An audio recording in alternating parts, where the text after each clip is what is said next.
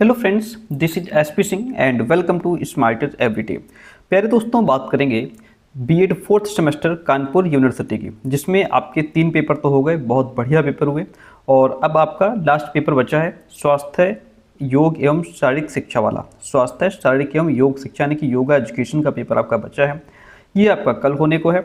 तो आज की इस क्लास में ये जो आपका इजी नोट्स क्वेश्चन बैंक है 2026 लेटेस्ट क्वेश्चन बैंक है, इसको हम लोग कंप्लीट कवर करने वाले हैं इस वीडियो के माध्यम से। ठीक है, तो जो भी विद्यार्थी क्लास में लास्ट तक बना रहेगा डेफिनेटली बहुत कुछ सीखने वाला है। यहाँ से कई क्वेश्चंस आपको एज इट इज एग्जाम में छपे मिलेंगे।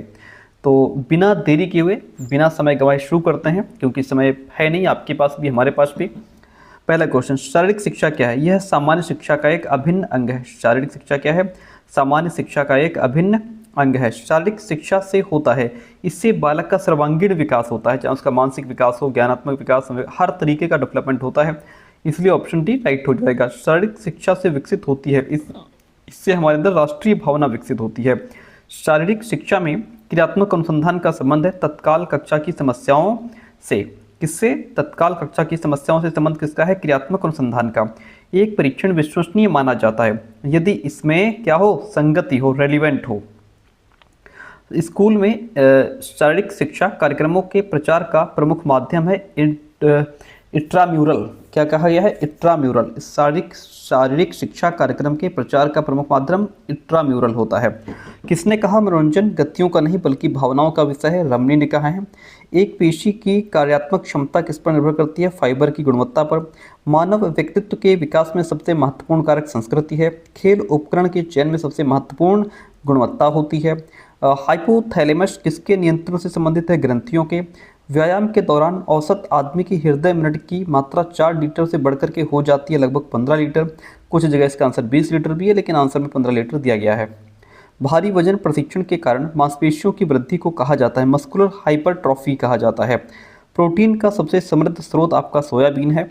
आजकल एक शारीरिक शिक्षा शिक्षक अनिवार्य रूप से एक प्रशिक्षक है, एक आंदोलन शिक्षक, एक ड्रिल मास्टर। तो ये आपका आजकल एक शारीरिक शिक्षा शिक्षक अनिवार्य रूप से उपरोक्त सभी में आ जाता है। ऑप्शन डी यहाँ पे राइट हो जाएगा। अंतर्राष्ट्रीय योग दिवस मनाया जाता है 21 जून को। योग सूत्र किसके द्वारा संकलित किया गया था? पतंजलि के अनुसार। खेल दिवस कब मनाया जाता है? 29 अगस्त को मनाया जाता है। संतुलित आहार में विटामिन को छोड़कर सभी पोषक तत्व आवश्यक होते हैं। ठीक है, और संतुलित आहार में क्या शामिल है? संतुलित आहार में आपका देखिए सभी आवश्यक पोषक तत्व उचित मात्रा में, ये ऑप्शन बेस्ट होगा। सभी आवश्यक पोषक तत्व उचित मात्रा में होते हैं जो संतुलित आहार। ऐसा नहीं कि विटामिन को छोड़ा, हमें विटामिन भी तो चाहिए, है ना। तो सभी आवश्यक पोषक तत्व उचित मात्रा में शामिल होते हैं। बी ऑप्शन ज़्यादा बेस्ट होगा। योग शब्द किससे लिया गया है? योग शब्द संस्कृत के युज से लिया गया है। शारीरिक गतिविधि मूल रूप से जैविक आवश्यकता से जुड़ी है। किससे? जैविक आवश्यकता। और उसके बाद है हमारा शारीरिक शिक्षा छात्रों को तैयार करने में सहायता करती है, या छात्रों की स्वस्थ जीवन शैली, एक हेल्दी लाइफस्टाइल और शारीरिक फिटनेस बनाए रखने के लिए सहायता करती है।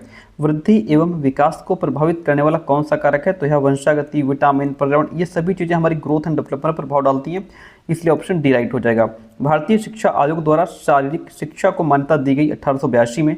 बचपन में व्यक्ति का व्यवहार अधिकतर प्रभावित होता है परिवार से। किससे प्रभावित होता है? परिवार से। निम्नलिखित में से कौन सा शारीरिक शिक्षा का उद्देश्य नहीं है? आसीन निष्क्रिय जीवन शैली, पैसिव नहीं, एक्टिव लाइफस्टाइल चाहिए।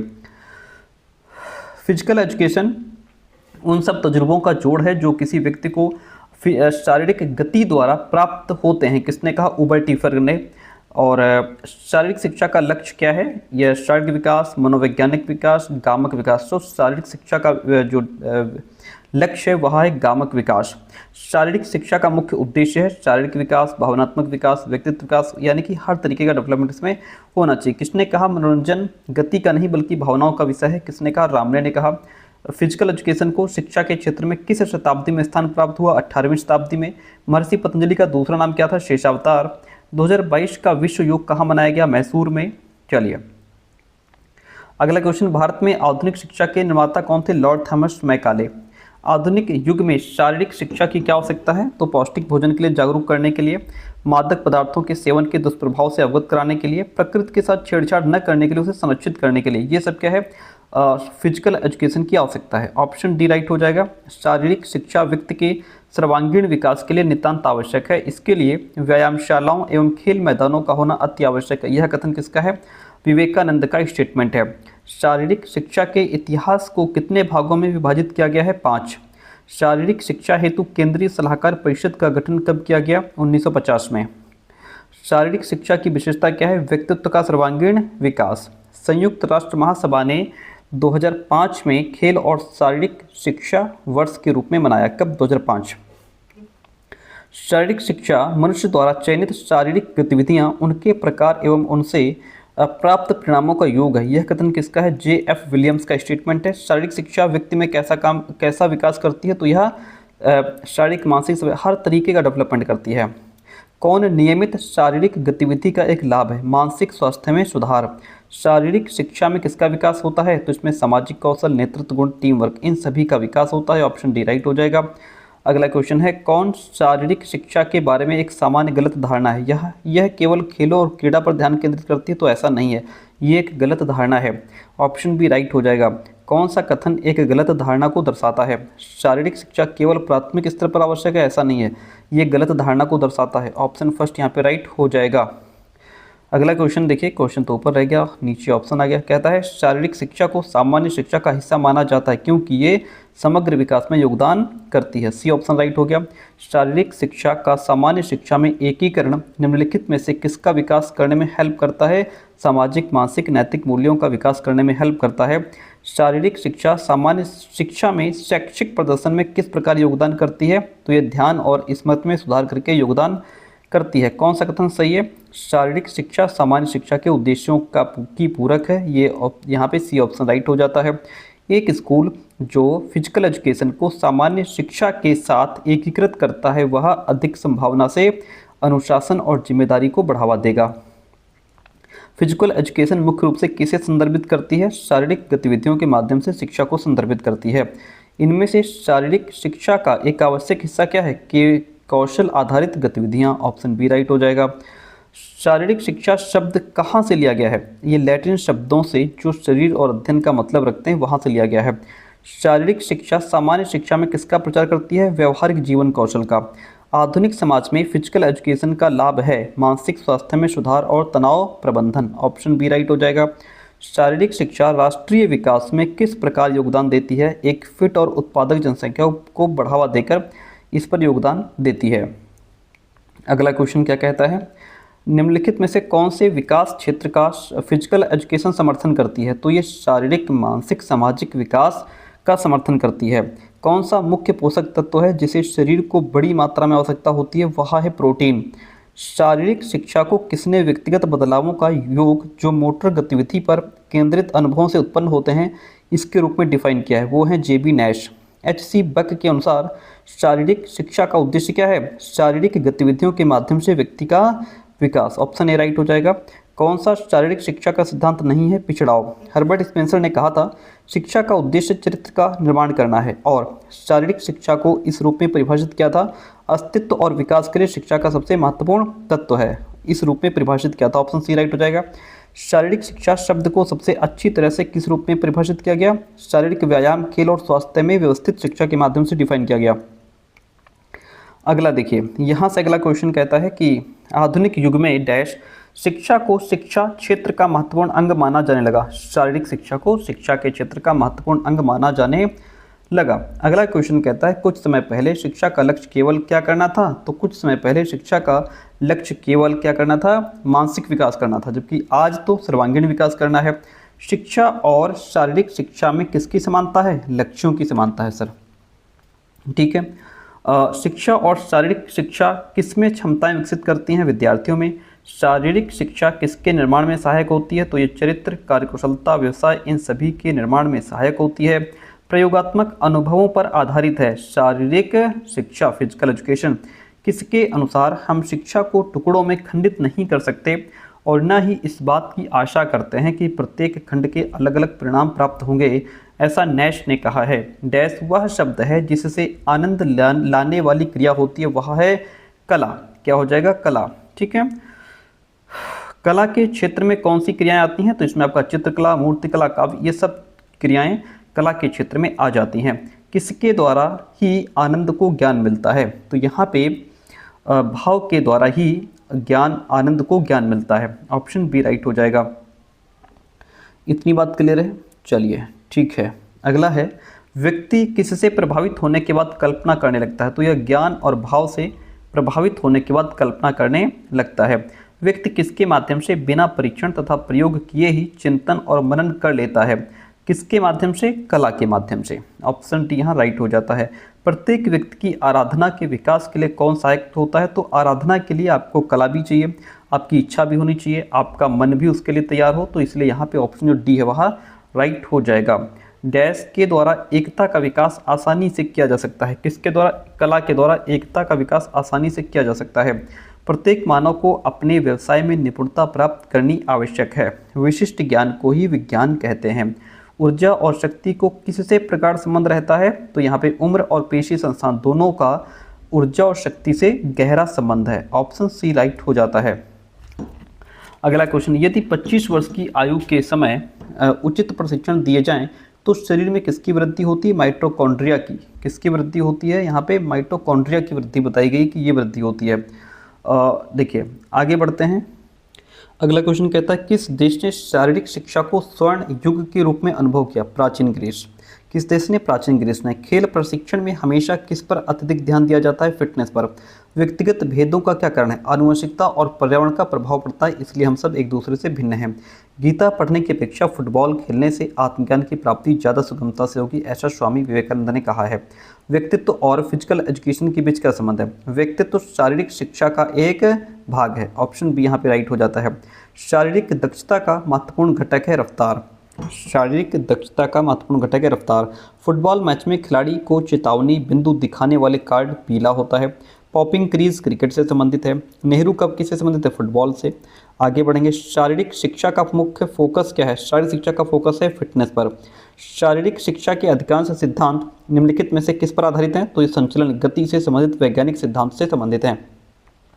आधुनिक शारीरिक शिक्षा की वास्तविक प्रकृति को दर्शाता है। शारीरिक प्रशिक्षण यानी कि फिजिकल ट्रेनिंग निम्नलिखित में से कौन शारीरिक दक्षता का घटक नहीं है? सहनशील, गति, शक्ति तो सब है, लेकिन सजगता जो है वह शारीरिक दक्षता का घटक नहीं है। अगला क्वेश्चन, योग्यता जो कम समय में अधिकतम दूरी तय करने की क्षमता है वह है गति।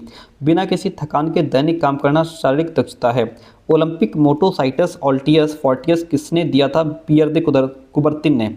अखिल भारतीय खेल परिषद का गठन किस वर्ष किया गया था? अखिल भारतीय खेल परिषद का गठन 1954 में किया गया था। ऑप्शन ए राइट हो जाता है। प्राचीन स्पार्टा की शारीरिक शिक्षा का मुख्य उद्देश्य था सैनिक उत्कृष्टता। 1896 में कौन सा आधुनिक ओलंपिक खेल हुआ था? पहला। प्राचीन ओलंपिक खेलों का आयोजन किस देवता के सम्मान में किया जाता है? जियस।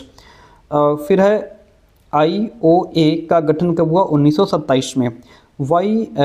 YMCA मद्रास की स्थापना किस वर्ष में हुई थी? 1920 में हुई थी। BMI का पूरा नाम होता है body mass index. Body mass index. शारीरिक शिक्षा और मनोरंजन के केंद्रीय सलाहकार बोर्ड की स्थापना किस वर्ष की गई थी? 1950 में की गई थी।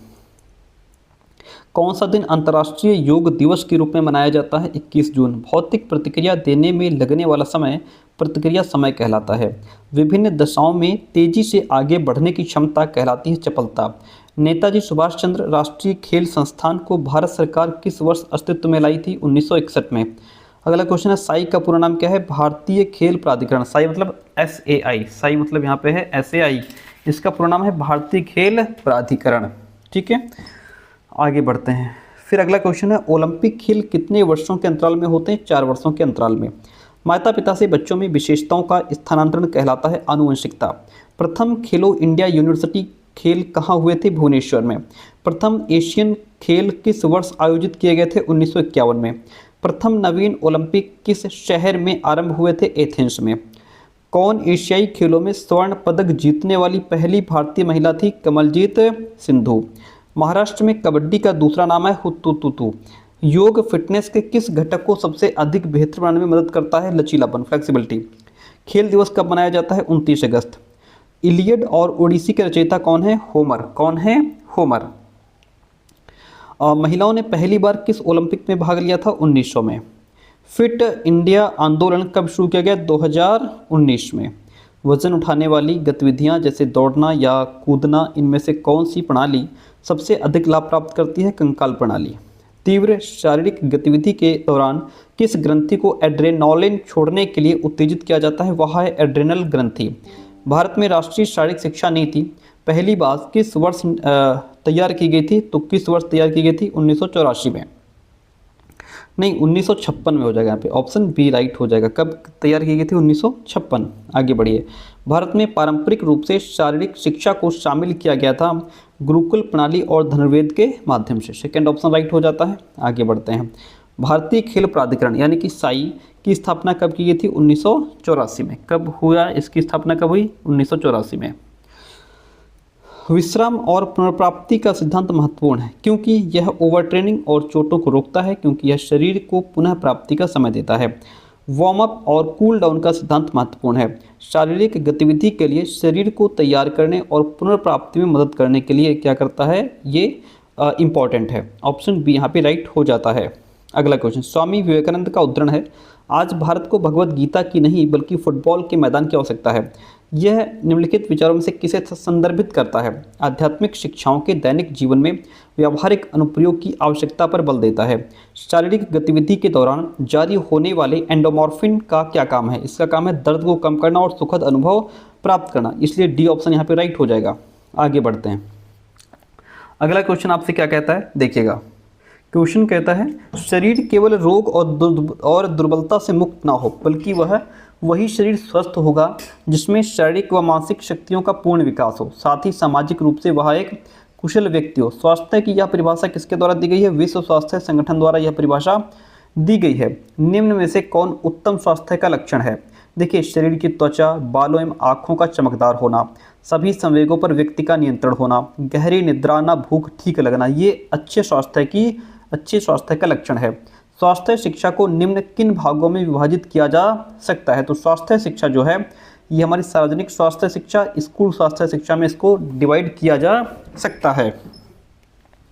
अगला क्वेश्चन है स्वास्थ्य शिक्षा विद्यालय और दूसरे स्थानों से प्राप्त किए जाने वाले उन सब अनुभवों का योग है जो व्यक्ति, समुदाय और मानव जाति के स्वास्थ्य से संबंधित आदतों, दृष्टिकोणों और ज्ञान को प्रभावित करते हैं।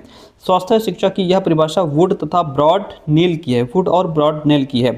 स्वास्थ्य शिक्षा के कार्यक्रम को सफल बनाने के लिए इनमें से किन सिद्धांतों का समावेश आवश्यक है? तो इसमें से व्यक्तिगत स्वास्थ्य ध्यान, स्वास्थ्य की नियमित जांच, शारीरिक व्यायाम, इन सभी सिद्धांतों का समावेश आवश्यक है। ऑप्शन डी राइट हो जाएगा। कौन स्वास्थ्य शिक्षा के उद्देश्य हैं? बुरी आदतों से बचाव, स्वास्थ्य वातावरण का निर्माण, सर्वांगीण विकास, ये स्वास्थ्य शिक्षा के उद्देश्य हैं, इसलिए ऑप्शन डी यहाँ पे राइट हो जाएगा। विश्व स्वास्थ्य दिवस कब मनाया जाता है? 7 अप्रैल को। स्वास्थ्य परीक्षण कितने प्रकार का होता है? 2। कौन सा कारक शारीरिक स्वास्थ्य को प्रभावित करता है? तो आपका पौष्टिक संतुलित भोजन, विश्राम, निद्रा, व्यक्ति का रहन सहन, व्यायाम, ये सभी जो है फिजिकल जो हेल्थ है इस पर प्रभाव डालते हैं। ऑप्शन डी राइट हो जाएगा। विद्यालय में छात्रों के उत्तम स्वास्थ्य के लिए निम्न में से किस उपाय को अपनाना चाहिए? तो इसमें विद्यालय में शुद्ध वायु एवं प्रकाश की व्यवस्था हो, छात्रों का स्वास्थ्य निरीक्षण, विद्यालय के उत्तम समय सारणी एवं फर्नीचर, इन सब चीज़ों का होना जरूरी है, ये सब अपनाना चाहिए। ऑप्शन डी राइट हो जाएगा। कौन मानव जीवन की अमूल्य निधि है? अच्छा स्वास्थ्य मानव जीवन की अमूल्य निधि है। कौन सी आदत स्वास्थ्य संबंधी अच्छी आदत है? तो इसमें आपका नियमित समय पर उठना सोना, नियमित रूप से संपूर्ण शरीर की सफाई, नियमित व्यायाम, संतुलित आहार, स्वास्थ्य परीक्षण, ये सभी अच्छी आदतें हैं। ऑप्शन यहाँ पे जो डी है वह राइट हो जाएगा। स्वास्थ्य वह मानसिक एवं शारीरिक स्थिति है जिसमें व्यक्ति अपने शारीरिक अंगों के माध्यम से अपने पर्यावरण में अच्छी तरह ढलकर उत्तम काम कर सकता है। यह परिभाषा किसके द्वारा दी गई है? वोल्टमर एवं एंसलिगर के द्वारा यह परिभाषा दी गई है। स्वास्थ्य शिक्षा का ज्ञान छात्रों को किस प्रकार कराया जा सकता है? स्वास्थ्य संबंधी पुस्तकों द्वारा, समाज सेवा कार्यक्रमों द्वारा, दूरदर्शन, आकाशवाणी द्वारा स्वास्थ्य शिक्षा का ज्ञान कराया जा सकता है। ऑप्शन डी राइट हो जाता है। शरीर को मात्र रोगों से बचाकर रखना अथवा अशक्त न होना ही स्वास्थ्य नहीं है, अपितु स्वास्थ्य से अभिप्राय संपूर्ण भौतिक, मानसिक, सामाजिक अवस्था में स्वस्थ रहने से है। यह परिभाषा विश्व स्वास्थ्य संगठन ने दी है। स्वास्थ्य मुख्य रूप से किसकी जिम्मेदारी है? व्यक्तिगत जिम्मेदारी है। स्वस्थ शरीर का सामान्यता 37 डिग्री सेल्सियस होता है। विश्व स्वास्थ्य संगठन की स्थापना 7 अप्रैल 1948 को हुई थी। प्रोटीन का सबसे समृद्ध स्रोत सोयाबीन है। स्वास्थ्य शिक्षा में आरंभ करने का मूल सिद्धांत क्या है? प्राचीन से आधुनिक की तरफ। विश्व स्वास्थ्य संगठन के अनुसार स्वास्थ्य की अवधारणा का मुख्य फोकस संपूर्ण कल्याण की भावना के रूप में स्वास्थ्य पर है। कौन सा वंशानुगत रोग है? अंधापन, रंग अंधापन, ये क्या है? वंशानुगत है। ठीक है। जीवन का एक महत्वपूर्ण पहलू है स्वास्थ्य। कौन से विटामिन पानी में घुलनशील होते हैं? विटामिन बी कॉम्प्लेक्स और विटामिन सी, ये पानी में घुलनशील होते हैं। विटामिन डी का मुख्य स्रोत सूर्य है। शरीर में प्रोटीन का काम करता है। मानसिक विकास, ऊर्जा का उत्पादन, शारीरिक विकास, ये सब प्रोटीन का काम करते हैं। ऑप्शन यहाँ पे डी राइट हो जाएगा। आगे बढ़ जाते हैं। कहता है रक्तचाप इस शरीर तंत्र से संबंधित है, तो ये आपका परिसंचरण तंत्र से संबंधित है। शरीर में आहार का काम क्या काम है? वृद्धि विकास, प्रतिरक्षण विकास, ऊर्जा प्रदान करना, ये सब शरीर में आहार के काम है। ऑप्शन डी राइट हो जाएगा। स्वास्थ्य शिक्षा का मुख्य उद्देश्य है शिक्षा के माध्यम से उत्तम स्वास्थ्य का निर्माण करना। स्वास्थ्य केवल रोग अथवा दुर्बलता की अनुपस्थिति को ही नहीं बल्कि संपूर्ण शारीरिक, मानसिक तथा सामाजिक खुशहाली की स्थिति को कहते हैं। स्वास्थ्य की यह परिभाषा विश्व स्वास्थ्य संगठन ने दी है। राष्ट्रीय स्वास्थ्य नीति पहली बार किस वर्ष बनाई गई थी? 1983। स्कूल स्वास्थ्य कार्यक्रमों का फोकस किस पर होता है? छात्रों का शारीरिक और मानसिक स्वास्थ्य पर इसका फोकस होता है। स्वास्थ्य शिक्षा में शिक्षकों की भूमिका क्या है? स्वस्थ जीवन शैली को बढ़ावा देना। ठीक है। कौन स्वास्थ्य शिक्षा का एक घटक नहीं है? वित्तीय योजना स्वास्थ्य शिक्षा का घटक नहीं है। स्वास्थ्य शिक्षा का मुख्य उद्देश्य है स्वस्थ आदतों को बढ़ावा देना। कौन सा कारक सामाजिक स्वास्थ्य के आयाम से सबसे अधिक संबंधित है? वह है परिवार और समुदाय का समर्थन। भारत में कौन सा कार्यक्रम देश भर में स्वच्छता और स्वास्थ्य को बढ़ावा देने का उद्देश्य रखता है? वह है स्वच्छ भारत अभियान। क्या हो जाएगा? स्वच्छ भारत अभियान। विश्व स्वास्थ्य संगठन की स्थापना कब हुई? 1948 में। कौन सा खनिज मुख्य रूप से डेयरी उत्पादों में पाया जाता है और हड्डी के स्वास्थ्य के लिए आवश्यक है? वह है कैल्शियम। ऑप्शन बी राइट हो जाएगा। निम्नलिखित में से कौन सा पानी में घुलनशील विटामिन है? Vitamin B complex. कौन विकलांग बच्चों की एक मुख्य स्वास्थ्य आवश्यकता है? सुलभ भौतिक परिवेश और सहायक उपकरण, ये विकलांग बच्चों की भौतिक आवश्यकता है। WHO की एक रिपोर्ट के अनुसार 18 से 64 वर्ष की आयु के वयस्कों के लिए अच्छे स्वास्थ्य को बनाए रखने हेतु प्रति सप्ताह कितने मिनट की मध्यम तीव्रता वाली शारीरिक गतिविधि की सिफारिश की गई है? तो ये 150 मिनट की। कितनी? 150 मिनट की। ऑप्शन सी राइट हो जाएगा। आगे बढ़िए। स्वास्थ्य के पर्यावरणीय आयाम का मुख्य रूप से ध्यान केंद्रित होता है स्वच्छता और वायु गुणवत्ता पर। कौन सा स्वास्थ्य का निर्धारक नहीं माना जाता? राजनीतिक स्थिरता स्वास्थ्य का निर्धारक नहीं माना जाता। क्वेश्चन कहता है, देखिए कहता है कि भोजन का पाचन आरंभ हो जाता है, मुख गुहा से भोजन का प्रारंभ हो जाता है। अमाशय में पाया जाने वाला एंजाइम पेप्सिन होता है और अमाशयिक ग्रंथियों को उत्तेजित करने वाला हार्मोन गैस्ट्रीन है। कौन सा अंग पाचन तंत्र का अंग नहीं है? फेफड़ा पाचन तंत्र का अंग नहीं है। कौन सा अंग आहार नाल का भाग नहीं है? यकृत। मनुष्य के पाचन तंत्र में आहार के कार्बोहाइड्रेट का पाचन प्रारंभ होता है मुख गुहा से। अमाशय का आकार होता है थैले या मशक जैसा। यकृत का मुख्य काम क्या होता है? यकृत का मुख्य कार्य होता है पित्त रस बनाना। रुधिर 1 मिनट में कितनी ऑक्सीजन का वहन करता है? 250 मिली। ऑक्सीजन ग्रहण करके कोशिकाओं में पहुंचाता है हीमोग्लोबिन। मनुष्य के शरीर में फेफड़ों की संख्या 2। संपूरक वायु की मात्रा कितने घन सेंटीमीटर होती है? 1500 घन सेंटीमीटर होती है। हमारे शरीर में शुद्ध वायु का प्रवेश और अशुद्ध वायु का निष्कासन किसके द्वारा होता है? नाक के द्वारा। शरीर में श्वसन की सभी क्रियाओं को करने के लिए आवश्यक गैस ऑक्सीजन है। सांस के द्वारा ऑक्सीजन अंदर लेने की क्रिया क्या कहलाती है? प्रश्वसन। निश्वसन में अशुद्ध वायु का संगठन है 16% ऑक्सीजन, 4% कार्बन डाइऑक्साइड। एक बच्चा 1 मिनट में लगभग कितनी बार सांस लेता है? 30 बार। परिसंचरण तंत्र का मुख्यतम अंग होता है हृदय। शरीर के उस तंत्र को क्या कहते हैं जो शरीर के सभी भागों में पोषक तत्व तथा ऑक्सीजन पहुंचाने का काम करता है? उसे हम परिसंचरण तंत्र कहते हैं। लाल रुधिराणु को आसुत जल या निम्नवलीय घोल में रखें तो ये क्या होंगे? फूलकर फट जाएंगे। फूलकर फट जाएंगे। रुधिर की शुद्धि होती है। रुधिर की शुद्धि देखिए इसमें हृदय में भी बताया गया है और फुफ्फुस में भी बताया गया है। ठीक है। ऑप्शन में फुफ्फुस है। ऑप्शन सी राइट हो जाएगा। इसमें इजी नोट्स में हृदय दिया है। ठीक है। रक्त का कौन सा कण रक्त जमाने में सहायक है? प्लेटलेट्स। एक वयस्क मनुष्य का हृदय 1 मिनट में 72 बार धड़कता है। मानव श्वसन के दौरान कौन सी गैस निकलती है? Carbon dioxide. श्वास नली जुड़ी हुई है तो ये आपकी श्वसन पथ से जुड़ी है। जब हम श्वास लेते हैं तो हमारे फेफड़ों के अंदर दबाव पड़ता है, घटता है। निम्नलिखित में से शरीर की कौन सी प्रणाली गति का केंद्र बिंदु है? मांसपेशीय तंत्र। फिर अगला है समन्वयात्मक क्षमताएं मुख्य रूप से निर्भर करती हैं केंद्रीय तंत्रिका तंत्र पर। कपाल में हड्डियों की संख्या कितनी है? 8। कौन सी धमनी रक्त की आपूर्ति हृदय की ओर करती है? कोरोनरी धमनी रक्त की आपूर्ति हृदय की ओर करती है। मानव शरीर में वसा, हड्डी, पानी और मांसपेशियों का प्रतिशत कहलाता है शरीर रचना। ठीक है। और उत्तम पाचन तंत्र के लिए उपयोगी प्राणायाम अनुलोम विलोम, कपालभाति, उज्जाई, ये सभी उत्तम पाचन तंत्र के लिए बहुत उपयोगी हैं। नेत्र क्रिया शरीर के किस अंग से जुड़ी है? नेत्र क्रिया आपकी नाक से जुड़ी है। आगे बढ़ेंगे, अगला क्वेश्चन लेंगे। तो कहता है कि व्यायाम के संबंध में ध्यान देने वाले तथ्य क्या हैं? दक्ष व्यक्ति के निर्देशन में ही करना चाहिए। व्यायाम नित्य खाली पेट सुबह करना चाहिए। अपनी आयु और क्षमता के अनुसार ही करना चाहिए। ऑप्शन डी राइट हो जाएगा। एरोबिक व्यायाम शब्द उस गतिविधि को संदर्भित करता है जो हृदय वाहिकीय सहनशक्ति में सुधार करती है। खाद्य पिरामिड का उपयोग किसके लिए किया जाता है? विभिन्न खाद्य समूहों से दैनिक सेवन का सुझाव देने के लिए खाद्य पिरामिड का उपयोग किया जाता है।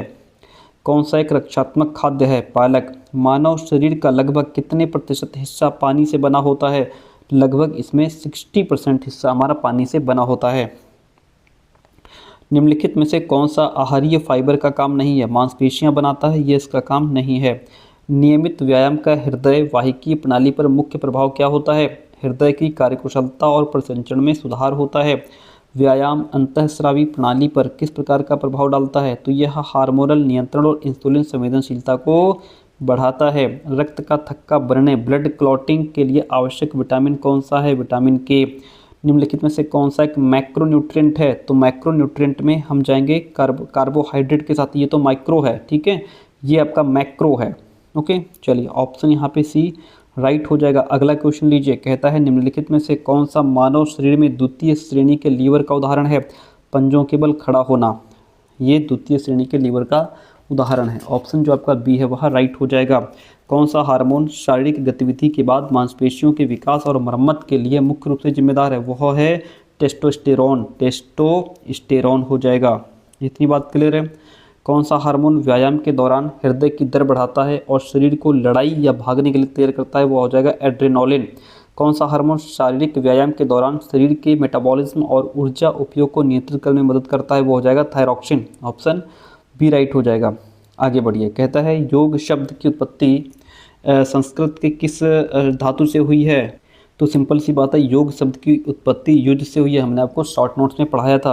योग शब्द का अर्थ है एक करना। योग में किसका अभ्यास सम्मिलित है? तो इसमें यम, नियम, आसन, प्राणायाम, प्रत्याहार, धारणा, ध्यान, समाधि, इन सभी का जो है अभ्यास सम्मिलित है, इसलिए ऑप्शन डी राइट हो जाएगा। योग का अर्थ है मानसिक उतार चढ़ाव पर नियंत्रण पाना। ये परिभाषा पतंजलि की है।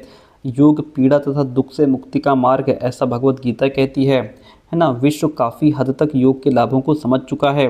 अगला क्वेश्चन, कठोपनिषद के अनुसार योग की परिभाषा क्या है? इंद्रियों, मन और बुद्धि पर नियंत्रण। आधि शब्द से तात्पर्य है मनोमय कोश में उत्पन्न मानसिक भावनात्मक विकार। ऑप्शन बी राइट हो जाएगा। आगे बढ़िए। संयुक्त राष्ट्र महासभा ने 21 जून को अंतर्राष्ट्रीय योग दिवस के रूप में कब घोषित किया? 11 दिसंबर 2014 को। 17 जून 2015 को जारी इस पुस्तक का नाम क्या है जिसका अनुपालन डॉक्टर इमरान चौधरी और अभिजीत सिंह ने मुस्लिम राष्ट्रीय मंच द्वारा प्रकाशित किया है? वो है योग और इस्लाम। क्या नाम है? योग और इस्लाम। अगला क्वेश्चन है भोजन करने के कितने समय बाद योगाभ्यास करना चाहिए? तो लगभग 90 मिनट। योग का उद्देश्य है आत्मज्ञान और आत्म साक्षात्कार। बौद्ध ध्यान तकनीक के अनुसार दिमागीपन के आधार हैं, तो देखना, सांस लेना, सुनना, आंख बंद करके ध्यान करना, ये सब हो जाएगा। ऑप्शन डी राइट हो जाता है। सिद्ध सिद्धांत पद्धति में योग के कितने अंग हैं? 8। किसके अनुसार? समादोष, समाग्निश्च, समधातु, मलक्रिया, स्वस्थ की विशेषता है, वो हो जाएगा सुश्रुत हो जाएगा। योग कक्षा सामान्यतः प्रार्थना से शुरू होती है।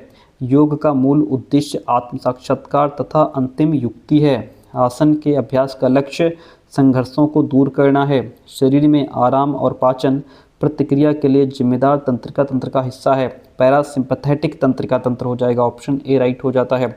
योग संस्कृत शब्द से बना है जिसका अर्थ है यूनियन।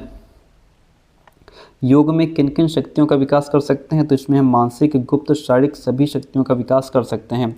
योग शब्द की उत्पत्ति संस्कृत किस धातु से हुई है? युज धातु से हुई है। योग चित्तवृत्ति निरोधः योग की ये परिभाषा महर्षि पतंजलि की है। योग साधना केंद्र कहाँ स्थित है? ये आपका योग साधना केंद्र जो है वह देहरादून में स्थित है। ठीक है, इतनी बात क्लियर है। आगे बढ़ते हैं। अगला क्वेश्चन कहता है योगासन को किस स्थान पर करना चाहिए? तो योगासन के लिए समतल और सादा बढ़िया स्थान होना चाहिए, पथरीला नहीं होना चाहिए। ऑप्शन जो बी है वह राइट हो जाएगा। अगला क्वेश्चन, योग प्रचार समिति कहाँ स्थित है? हरिद्वार। योग और प्राकृतिक चिकित्सा विद्यालय कहाँ स्थित है? लखनऊ में। नहीं, यहाँ पे योग प्रचार समिति कहाँ स्थित है? ऋषिकेश में है। ठीक है, और फिर आगे हमारा योग और प्राकृतिक चिकित्सा विद्यालय कहाँ स्थित है? लखनऊ। कौन सा योग इच्छाओं पर कंट्रोल करना सिखाता है? राजयोग। योग द्वारा सिद्धासन मुख्य रूप से अपनाया जाता है, ध्यान के लिए अपनाया जाता है। पतंजलि के योग सूत्र में शामिल है, इसमें आपका विभूति पद, साधना पद, समाधि पद सब शामिल हैं। ऑप्शन डी राइट हो जाएगा। योगासन का नियम है स्वच्छ व प्रदूषण रहित वातावरण। थकावट और बीमारी की स्थिति में नहीं करना चाहिए। मल त्याग करना व खाली पेट करना, ये सब चीज़ें योगासन के नियम है। ऑप्शन डी राइट हो जाएगा। उस योग उस साधना प्रणाली का नाम है जिसके द्वारा जीवात्मा और परमात्मा की एकता का अनुभव होकर आत्मा का परमात्मा के साथ संयोग होता है। यह कथन महर्षि वेद पतंजलि का है। योग का अर्थ समाधि है, यह कथन महर्षि वेद व्यास का है। योग शब्द की उत्पत्ति कहाँ से हुई है? संस्कृत के युज धातु से। योग का अर्थ क्या है? आत्मा का परमात्मा से मिलन। योग मार्ग की कितनी सीढ़ियाँ हैं? 8। योग मार्ग की कितनी सीढ़ियाँ बताई गई हैं? 8। संपूर्ण योग की आधारशिला मोक्ष है। योग दर्शन में योग का अर्थ है चित्त की वृत्तियों का विरोध। अगला क्वेश्चन देखिए, कहता है पतंजलि के योग सूत्र में कितने अध्याय हैं? पतंजलि के योग सूत्र में 4 अध्याय हैं। योग दर्शन के अनुसार चित्त की 2 वृत्तियां हैं, क्लिष्ट एवं अक्लिष्ट। ऑप्शन फर्स्ट राइट हो जाता है। योग चित्त वृत्ति निरोध है, यह किसने कहा? महर्षि पतंजलि ने। संयुक्त राष्ट्र महासभा ने 21 जून को अंतर्राष्ट्रीय योग दिवस की घोषणा कब की थी? 11 दिसंबर 2014 को। अंतर्राष्ट्रीय योग दिवस कब मनाया जाता है? 21 जून को। किस प्राचीन भारतीय ग्रंथ का श्रेय महर्षि पतंजलि को दिया जाता है? योग सूत्र। योग को भारत में एनसीईआरटी द्वारा विद्यालय पाठ्यक्रम में आधिकारिक रूप से किस वर्ष शामिल किया गया? 2005। ऑप्शन ए राइट हो जाता है। आगे बढ़ेंगे। देखिए अगला क्वेश्चन कहता है, बहुत बढ़िया क्वेश्चन। और प्यारे दोस्तों, यदि आपने अभी तक हमारा व्हाट्सअप चैनल ज्वाइन नहीं किया है तो वहाँ से व्हाट्सअप चैनल ज्वाइन कर लीजिए। हर अपडेट आती रहती है, जैसे आपका सीटेट एग्ज़ाम आया उसका नोटिफिकेशन आया, ऐसी अपडेट आपको मिलती रहती हैं। ठीक है, और अभी आप 4th सेमेस्टर में हैं तो अब तो आप देखिए हमारा जो दूसरा चैनल है, अब आप सीटेट यूपीटेट की तैयारी करेंगे तो जो हमारा दूसरा चैनल है लर्न विद एसपी सर, ठीक है, उसका लिंक हमने डिस्क्रिप्शन बॉक्स में भी दिया है, नीचे कमेंट बॉक्स में भी पिन कर दिया है। आप उसको क्लिक करते ही हमारे चैनल को सब्सक्राइब कर लीजिएगा। इससे ये रहेगा कि यूपी टेट अभी 1 महीना बचा है, आपका जुलाई में एग्ज़ाम है, ठीक है, जून बचा है, मान लीजिए 1.5 महीना है, तो उसके लिए हम जो इंपॉर्टेंट क्वेश्चन से कलेक्शन रहेगा, जैसे जो बहुत सुपर इंपॉर्टेंट हैं, जो मोस्टली रिपीटेड क्वेश्चंस हैं, ऐसे क्वेश्चंस हम आपके लिए लेकर के आते रहेंगे। 100 क्वेश्चंस की क्लास रहेगी, ठीक है। हम पूरा ये नहीं कि बिल्कुल जीरो से लेकर के शुरू करके फिर आखिरी तक पूरा सिलेबस पढ़ाएंगे, नहीं, हम वो क्वेश्चन छांट करके लाएंगे जो बहुत ज़्यादा इंपॉर्टेंट हैं, मोस्टली रिपीटेड हैं, ऐसे क्वेश्चन हम आपको कराने वाले हैं। तो उसके लिए हमारे चैनल को लर्न विद एसपी सर को अभी सब्सक्राइब कर लीजिए, ठीक है, नहीं तो आप भूल जाएंगे।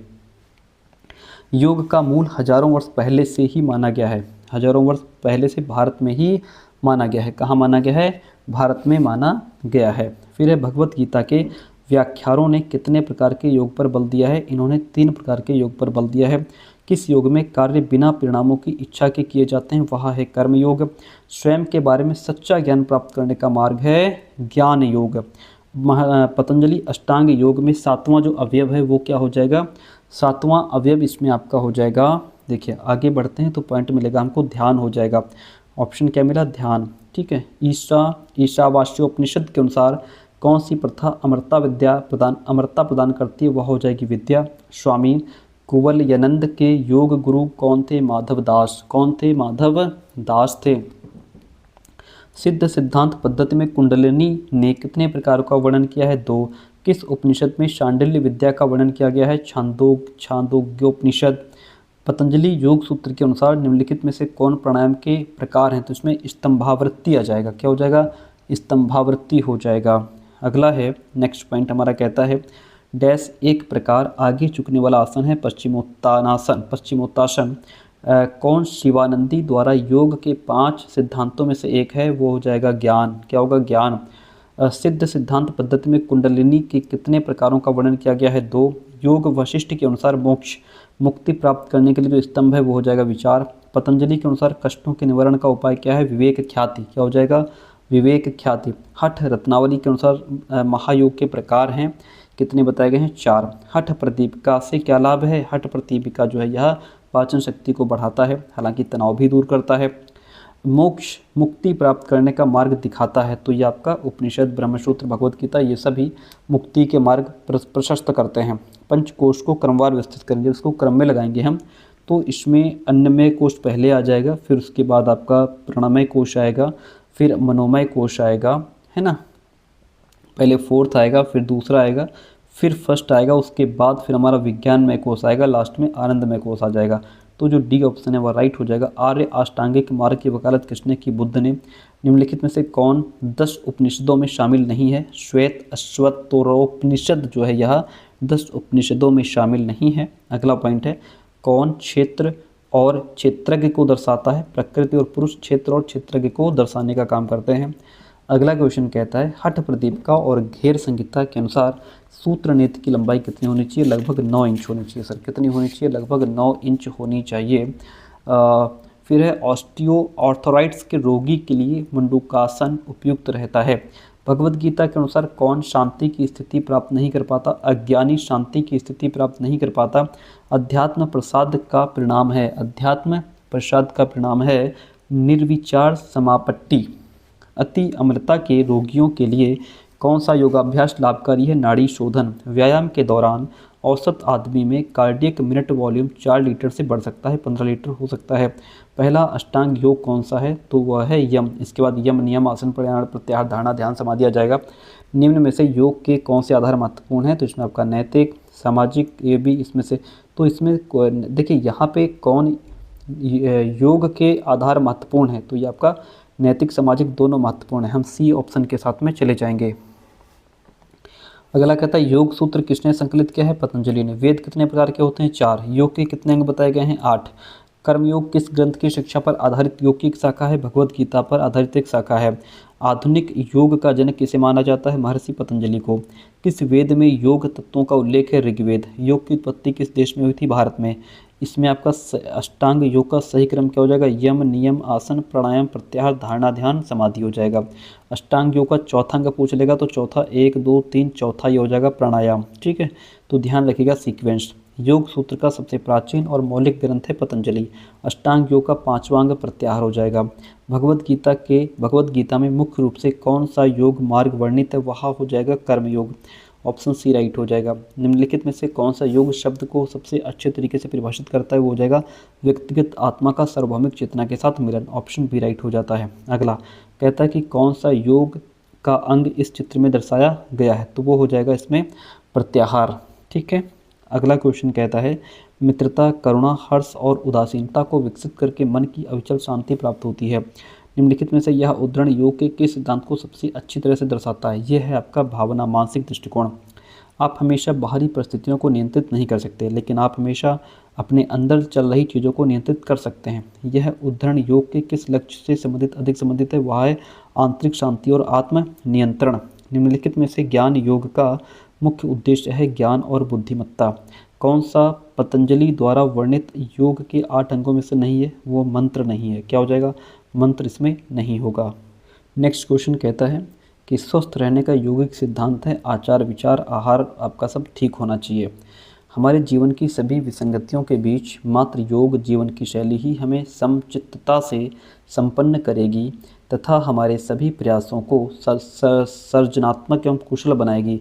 यह कथन भगवत गीता का है। किसका है? भगवत गीता का है। प्रत्येक व्यक्ति की आवश्यकता के लिए इस दुनिया में बहुत कुछ मौजूद है, किंतु किसी व्यक्ति की लालसा के लिए यह पर्याप्त नहीं। ये कथन महात्मा गांधी जी का है। योग का मानव के लिए महत्व है शरीर को हष्टपुष्ट बनाना, कार्य करने की शक्ति बढ़ाना, रक्त शुद्ध करना। ऑप्शन डी राइट हो जाएगा। पेट रोग में कौन सा आसन लाभदायक होता है? तो इसमें भुजंगासन, धनुरासन, ताड़ासन ये सभी लाभदायक होते हैं। ऑप्शन आपका डी राइट हो जाएगा। योग सहायक है स्मृति एवं अधिगम क्षमता बढ़ाने में, मानसिक संतुलन में सहायक है, कार्य क्षमता में वृद्धि हो इसमें भी सहायक है। ऑप्शन डी राइट हो जाएगा।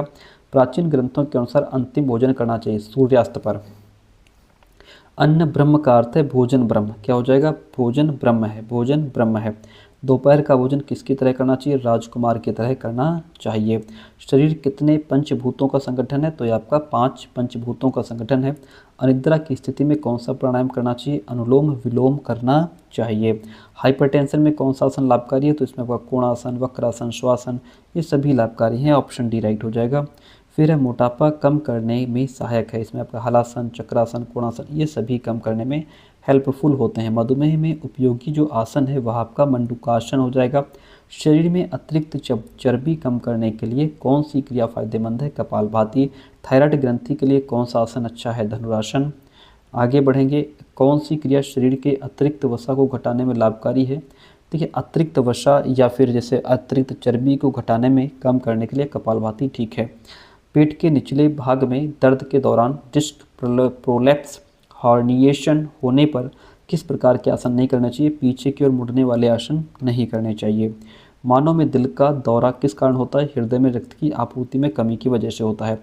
उत्सर्जन तंत्र से क्या तात्पर्य है? दूषित को बाहर निकालना। थ्रोम्बोसाइट कहा जाता है, प्लेटलेट्स को थ्रोम्बोसाइट कहा जाता है।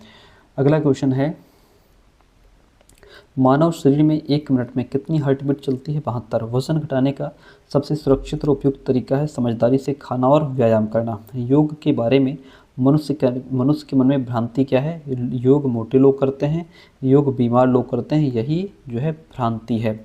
चित्त के ऊपर नियंत्रण यानी मन के ऊपर कंट्रोल पाने की प्रक्रिया का नाम योग है। यह किसने? महर्षि पतंजलि ने कहा है। इंद्रियों को अपने वश में रखना तथा बाह्य पदार्थों से विलग करना क्या कहलाता है? प्रत्याहार। बाइल जूस उत्पन्न करने वाली ग्रंथि यकृत है। भोजन जब अग्न्याशय में पहुंचता है तो वो अम्लीय हो जाता है। ऐच्छिक पेशियां कौन सी हैं? हाथ और पैर आपकी ऐच्छिक पेशियां हैं। पेशियों का अर्थ होता है गति उत्पन्न करना, आसन को स्थिर रखना, शरीर के उन भागों को सहारा देना जहां अस्थियां कम हैं। ऑप्शन डी राइट हो जाएगा। चेहरे का निर्माण कितनी अस्थियों से होता है? 14। शरीर की अस्थियों का ढांचा क्या कहलाता है? कंकाल तंत्र। मस्तिष्क कोष्ठक कितनी अस्थियों की संधि से बना होता है? 8। ऑप्शन डी राइट हो जाएगा। बधिर बालकों के लिए किस भाषा का प्रयोग होता है? सांकेतिक भाषा का यूज़ किया जाता है। दृष्टिहीन बच्चों को किस लिपि के प्रयोग से पढ़ाया जाता है?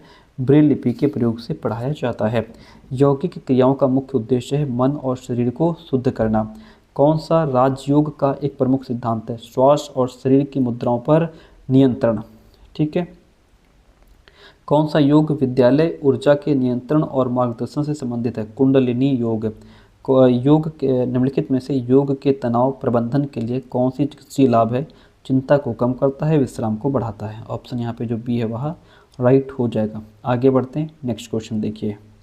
क्वेश्चन कहता है कि प्राणायाम में रेचक होता है श्वास छोड़ना। ठीक है, कौन सा आसन ध्यानात्मक आसन के प्रकारों में नहीं आता? मकरासन। भुजंगीकरण प्राणायाम का निम्नलिखित में से किस ग्रंथ में वर्णन किया गया है? हठ रत्नावली में इसका वर्णन किया गया है। हठ प्रदीपिका के अनुसार कुंभक प्राणायाम के अभ्यास हेतु कौन सा समय बताया गया है? तो प्रातः, मध्य, दिन, साय एवं अर्धरात्रि बताया गया है, यानी सुबह, दोपहर और शाम तथा आधी रात बताया गया है। योग वशिष्ठ के अनुसार मोक्ष की प्राप्ति के स्तंभ हैं, तो इसमें आपका संतोष और विचार, ये क्या है? मोक्ष प्राप्ति के स्तंभ हैं। ऑप्शन फर्स्ट यहाँ राइट हो जाएगा। अगला क्वेश्चन क्या कहता है? अच्छा, इसमें जो है 1 मिनट क्वेश्चन और है। कहता है चित्त भूमि के अंतर्गत निम्नलिखित सम्मिलित हैं। चित्त भूमि के अंतर्गत कौन आते हैं? चित्त भूमि के अंतर्गत आपका इसमें एक तो मूढ़ आ जाता है, विक्षिप्ति आ जाती है, निरुद्ध आ जाता है। ऑप्शन सी राइट हो जाएगा। पतंजलि योग सूत्र के अनुसार निम्नलिखित में से प्राणायाम के प्रकार क्या हैं? तो इसमें आपका एक तो स्तंभावृत्ति प्राणायाम हो जाएगा, दूसरा आपका बाह्याभ्यंतर विषयाक्षेपी प्राणायाम हो जाएगा। तो 1 और 3 यहाँ पे सही हैं। विश्रामात्मक आसन के उदाहरण हैं, तो इसमें श्वासन, मकरासन दोनों ही विश्रामात्मक आसन के उदाहरण हो जाएंगे। किस प्रकार के आसनों का अभ्यास शारीरिक विकास तथा शरीर की सभी क्रियाओं को व्यवस्थित करने के लिए किया जाता है? वह है संवर्धनात्मक आसन। पवन मुक्तासन कितनी बार तक करना चाहिए? पवन मुक्तासन 5 बार तक करना चाहिए। वजन कम करने के लिए कौन सा आसन उपयोगी है? तो वो गोमुखासन उपयोगी है। वज्रासन कब नहीं करना चाहिए? वज्रासन जो है वह एड़ी दर्द में, जोड़ों के दर्द में, कमर दर्द में, इन सभी में नहीं करना चाहिए। ताड़ासन का अभ्यास कितनी बार कर सकते हैं? 10 से 15 बार। ताड़ासन करते समय गर्दन सीधी रखनी चाहिए। सांस का नियंत्रण व नियमन करते हैं प्राणायाम से। पृथ्वी के प्रत्येक तत्व को प्रेरित करने वाली जो शक्ति है प्राणशक्ति है। प्राणशक्ति जन्म देती है विचार को। स्वास्थ्य की रक्षा के लिए सकारात्मक विचार आवश्यक है। हमारे मन की अशुद्धियाँ दूर करता है प्राणायाम। प्राणायाम के प्रकार हैं सूर्य, भेदना, उज्जयी, शीतकारी, शीतली, भ्रामरी, मूर्छा, ये सभी प्राणायाम के प्रकार हैं। ऑप्शन डी राइट हो जाएगा। किसके अभ्यास द्वारा शरीर में ऊष्मा पैदा होती है? सूर्य भेदन से शरीर में ऊष्मा प्रदान होती है। किस प्राणायाम में फेफड़े पूरी तरह फैलते हैं तथा विजयी योद्धा की तरह छाती फूलती है? वो है विजयी उज्जाई प्राणायाम, है ना। प्राणायाम किसे चुस्त बनाता है? तो ये जिगर को, स्प्लेन को, पैंक्रिज, इन सभी को चुस्त बनाता है। प्राणायाम को लगातार करने से तंत्रिका तंत्र मजबूत होता है। योगासन करने का आदर्श समय है सुबह। क्या हो जाएगा? सुबह। आसनों का अभ्यास करते समय शांत रहना चाहिए। आज्ञा चक्र कहाँ स्थित है? बाहों केंद्र के बीच में आज्ञा चक्र स्थित है। आँख को झपकाए बिना किसी बिंदु या एकटक देखने को त्राटक कहा जाता है। नेति क्रिया के दो मुख्य प्रकार हैं, जल नेति, सूत्र नेति। आँखों के रोग के लिए कौन सा आसन लाभदायक है? सर्वांगासन। शुगर रोगी के लिए आसन है धनुरासन, शुगर के लिए धनुरासन। प्राणायाम किस व्यक्ति को नहीं करना चाहिए? तुरंत खाना खाए व्यक्ति को नहीं करना चाहिए। और यहाँ पे प्राणायाम जो है बीमार या ऑपरेशन हुए व्यक्ति को भी नहीं करना चाहिए, भूखे व्यक्ति को भी नहीं करना चाहिए। यहाँ पे सारे ही ऑप्शन आपके डी राइट हो जाएगा। ठीक है। सर्वांग आसन लाभ होता है खून संचार प्रणाली में। भ्रामरी प्राणायाम में शरीर का कौन सा अंग स्वस्थ रहता है? तो इसमें आपका दिमाग, जिगर, हृदय सब स्वस्थ रहते हैं। प्राणायाम द्वारा अपनी आत्मा की प्रकाश को ग्रहण किया जा सकता है। महर्षि पतंजलि का स्टेटमेंट है।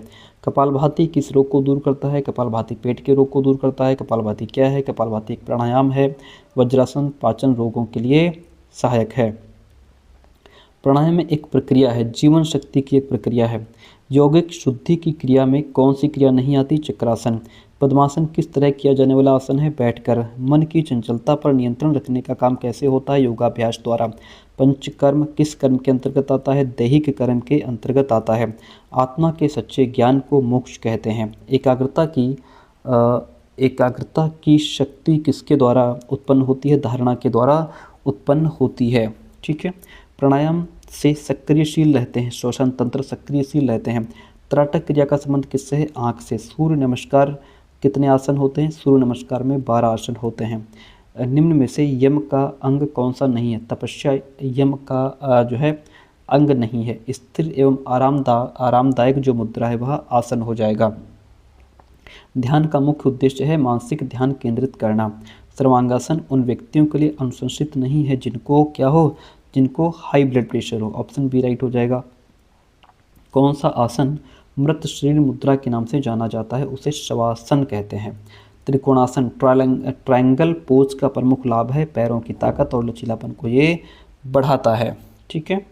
नेक्स्ट, संस्कृत में आसन शब्द का अर्थ होता है स्थिति या आसन। क्या होता है? स्थिति या आसन। अगला क्वेश्चन है, कौन सी यौगिक क्रिया विशेष रूप से पाचन तंत्र को शुद्ध करने के लिए डिज़ाइन की गई है? वह है कुंजल क्रिया। कौन सी? कुंजल क्रिया। कौन सा योग का सबसे पुराना स्कूल माना जाता है? हठ योग। कौन सा उल्टा आसन है? हलासन। कौन सा विश्राम देने वाला आसन है? शवासन। कौन सी यौगिक क्रिया शरीर को शुद्ध करने के लिए? कौन सी यौगिक क्रिया शरीर को शुद्ध करने के लिए है? तो वो हमारी षटकर्म हो जाएगी। किस यौगिक क्रिया में बाएं नथुने से श्वास लेते हैं, दाएं नथुने से श्वास छोड़ते हैं? वो अनुलोम विलोम है। कौन योग निम्नलिखित में से कौन सी पुरानी स्थिति के प्रबंधन में प्रभावी माना जाता है? अस्थमा। कौन सी यौगिक क्रिया एक शुद्धिकरण तकनीकी है जो नाक के मार्ग से संबंधित है? वो हो जाएगी कपालभाति। ठीक है, आगे बढ़ते हैं। नेक्स्ट क्वेश्चन देखिए। क्वेश्चन कहता है कि कपालभाति अभ्यास का मुख्य चिकित्सीय लाभ क्या है? कफ संबंधी विकारों को दूर करना।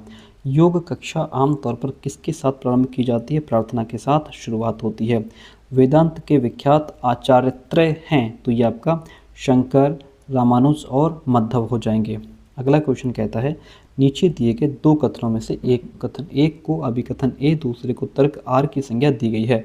कहता है प्रस्थानत्रयी मोक्ष की प्राप्ति का मार्ग दिखाती है।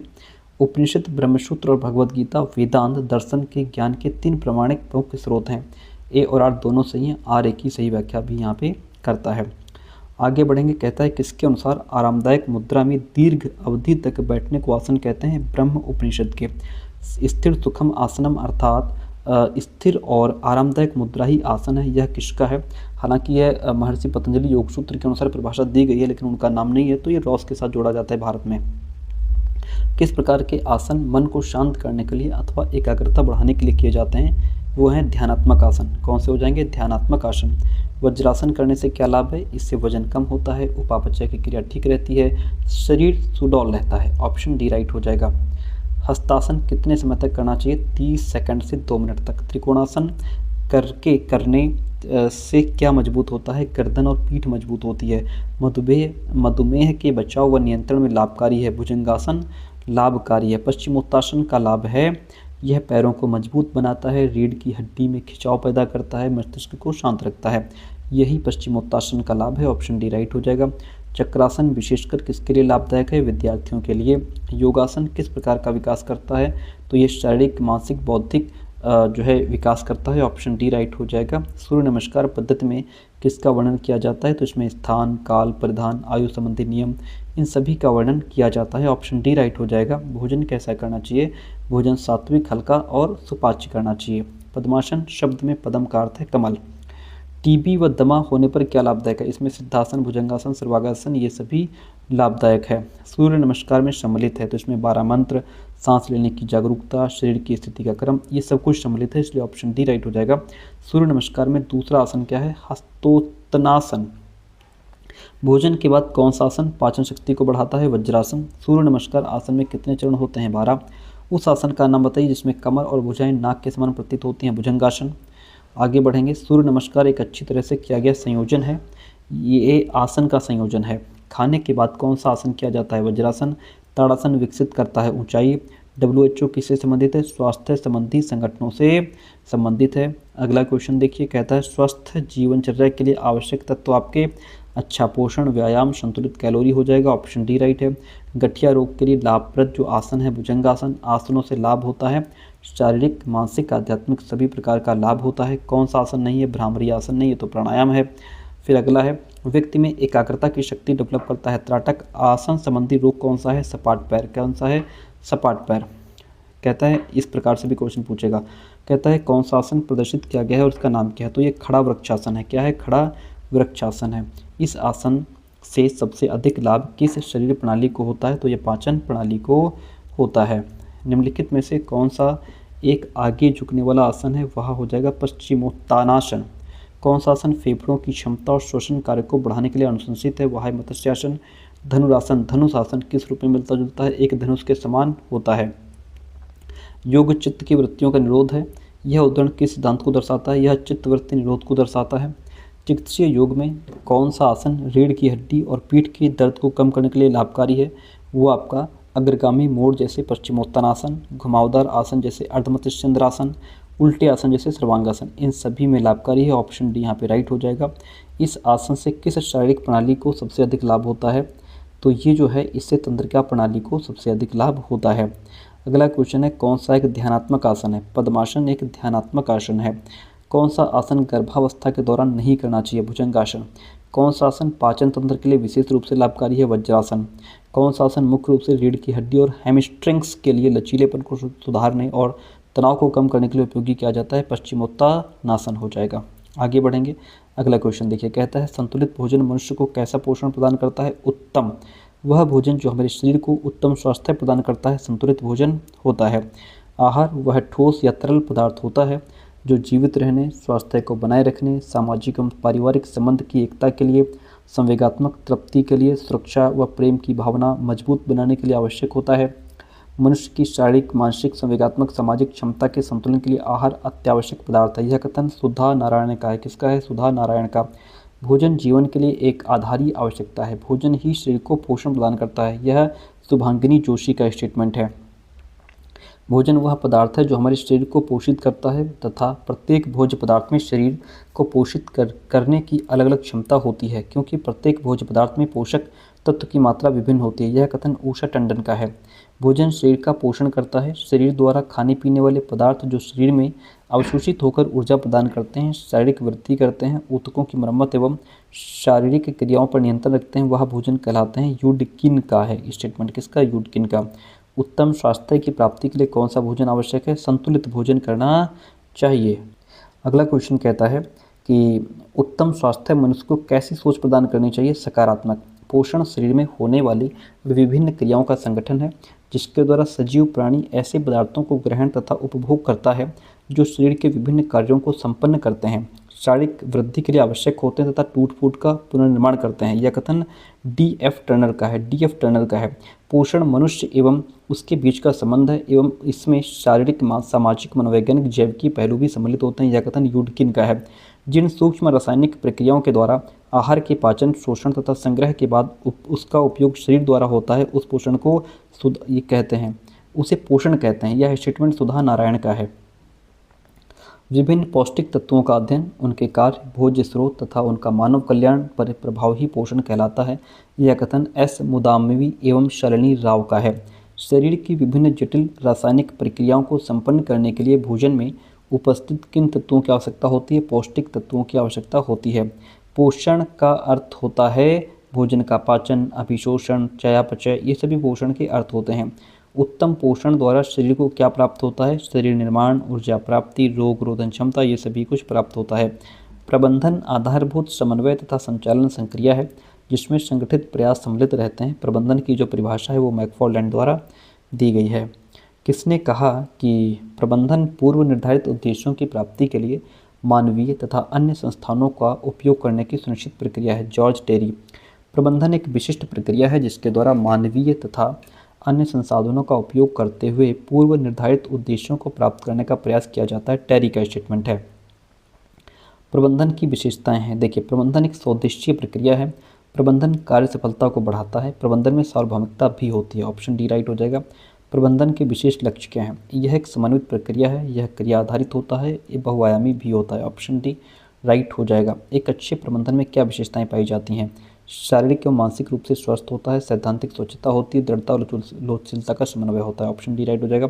संतुलित आहार के लिए आवश्यक है, इसमें गुड़, चना, कार्बोहाइड्रेट सब कुछ इंक्लूड होता है। स्वास्थ्य की सबसे प्रारंभिक अवधारणा क्या है? जैव चिकित्सा अवधारणा। कौन सा पोषक तत्व हमारे शरीर का मुख्य ऊर्जा का स्रोत है? कार्बोहाइड्रेट। किसी व्यक्ति को किस बिंदु पर मोटा माना जाता है? सामान्य भार से 20% अधिक पर मोटा माना जाता है। कौन सी बीमारी मोटे के विकास के जोखिम को बढ़ाती है? तो डायबिटीज़, कैंसर, कार्डियोवैस्कुलर रोग बीमारी मोटे के विकास के जोखिम को ये चीज़ें बढ़ा देती हैं। BMI डैश के रूप में जाना जाता है। ये हमारा इसमें BMI जो है यह कैटलेट सूचकांक के रूप में जाना जाता है। इंसुलिन के अपर्याप्त के कारण हो सकता है, इससे मधुमेह हो सकता है। क्या हो सकता है? इससे मधुमेह हो सकता है। स्वास्थ्य कार्यक्रमों की सक्रिय संस्था इसमें विश्व स्वास्थ्य संगठन है। रक्तचाप मापने का जो यंत्र है वह स्फिग्मोमैनोमीटर हो जाएगा। दांतों की सुरक्षा के लिए क्या नहीं करना चाहिए? गर्म खाने के बाद ठंडा पानी नहीं पीना चाहिए। कक्षा में थकान का कारण है बालक का स्वास्थ्य। अगला क्वेश्चन, हीमोग्लोबिन होता है रक्ताणु में। मानव हृदय में कितने कोष्ठक होते हैं? 4। हृदय स्थित होता है वक्षस्थल के बाईं ओर। कौन सा विटामिन कैल्शियम के अवशोषण के लिए आवश्यक है? वो हो जाएगा विटामिन डी। क्या हो जाएगा? Vitamin D. नियमित शारीरिक गतिविधि का मांसपेशी प्रणाली पर क्या प्रभाव पड़ता है? मांसपेशियों का मांस और ताकत बढ़ती है। योग के सभी पहलुओं शारीरिक, मानसिक, आध्यात्मिक को एकीकृत करने पर कौन सा योग स्कूल केंद्रित है? वहाँ हो जाएगा समग्र योग। ऑप्शन डी राइट हो जाता है। आगे बढ़िए। अगला क्वेश्चन कहता है कि प्यारे दोस्तों, आपको बताते चलें कि यदि आपने अभी तक हमारे व्हाट्सअप चैनल को ज्वाइन नहीं किया है तो फटाफट उसको ज्वाइन कर लीजिएगा ताकि कोई भी इम्पॉर्टेंट अपडेट आपसे मिस ना हो। ठीक है, और जो इन सभी पेपर्स के आंसर की आपको कराएंगे वो आपसे मिस ना हो। और अगर आप सीटेट यूपीटेट में बेहतर करना चाहते हो, सुपर फास्ट रिवीजन चाहते हो 100 क्वेश्चंस का, तो उसके लिए आप हमारे चैनल को अभी सब्सक्राइब करें, लर्न विद एसपी सर को। लिंक डिस्क्रिप्शन बॉक्स में आपको मिल जाएगा। नीचे दिए गए पाई चार्ट को देखें जो संतुलित आहार में आवश्यक पोषक तत्वों का प्रतिशत विवरण है दिखाता है। चार्ट के आधार पर कौन सा पोषक तत्व आहार का सबसे बड़ा हिस्सा है? तो देखिए, इसमें ये ऐसे बना है, फिर ये ऐसे है, फिर ऐसे है। ठीक है, तो इसमें जो ये वाला पार्ट है ये है, इसमें ये 10% है, ये 20% है, ये 15% है, बाकी सारा बचा हुआ ये है। ठीक है, 20, 10, 30, 40, 45, ये आपका 55% है। ये आपका कार्बोहाइड्रेट है। यहाँ पे क्या है? कार्बोहाइड्रेट। तो प्यारे दोस्तों, ये थी आज की क्लास। कैसी रही कमेंट करके जरूर बताइए। एंड हाँ, चैनल को जरूर सब्सक्राइब करते जाइए। जो हमारा learn with SP sir channel है उसको सब्सक्राइब कर लीजिए। वहाँ पे हम जो 100 क्वेश्चंस की क्लासेस लेकर के आएंगे वो आपके लिए बहुत वैल्यूबल होने वाली हैं। Thank you so much.